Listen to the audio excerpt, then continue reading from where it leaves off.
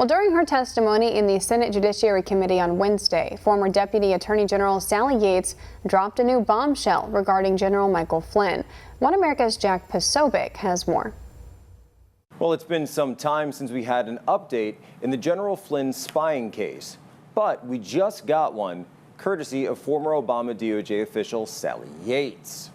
When asked by the Senate about the FBI's Trump investigation, known as, of course, Crossfire Hurricane, Yates dropped a bombshell. According to Yates, she did not authorize the FBI's interview of General Flynn on January 24, 2017.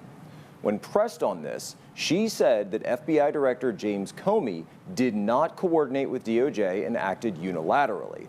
She then agreed that Comey went rogue in the operation.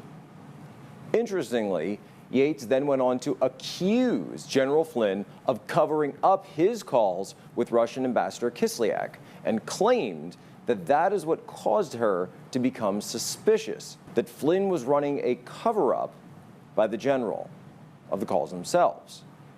This, of course, makes no sense whatsoever because Flynn was never asked about the work-related calls by Yates or Comey during the transition period, or anyone for that matter. In fact, they waited until days after the inauguration, nearly a full month after the calls, and they sent 2 FBI agents to interrogate General Flynn in the White House. Further, we already know that President Obama, Joe Biden, James Comey, Andrew McCabe, and all the rest already had the information from the calls back before the turnover.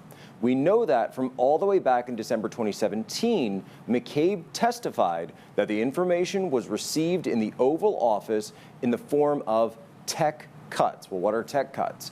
Tech cuts refer to raw SIGINT information, signals intelligence, that would have been picked up from the Russian ambassador via probably a FISA warrant on his phone.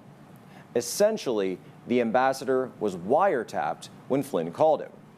Flynn actually mentioned this in his FBI interview. We've seen the 302 notes. Instead of following the usual process of masking U.S. persons' information, because of course Flynn wasn't the target, so we're told, Flynn's name was then brought to the heads of the FBI, who brought it straight to President Obama. With today's revelation that Yates did not request or receive DOJ authorization for the Flynn interview and that Comey went rogue, the question really becomes, who exactly was calling the shots on the Flynn investigation? It certainly wasn't anyone interested in defending the national security of the United States. I'm Jack Posobiec, One American News.